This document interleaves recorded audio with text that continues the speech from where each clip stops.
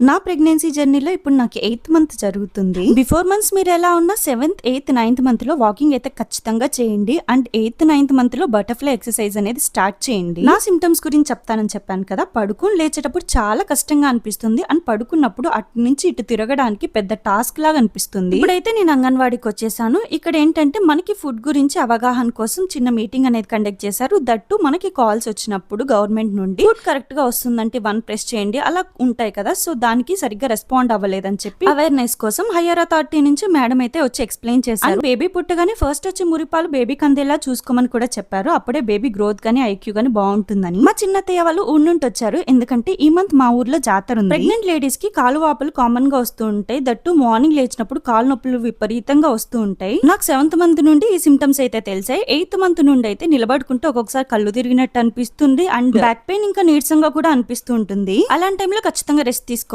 మన body flexibility అనేది చాలా వరకు లూజ్ అవుతామని చెప్పాలి. నెక్స్ట్ వీడియోలో మరిన్ని విషయాలు షేర్ చేసుకుందాం. Bye bye.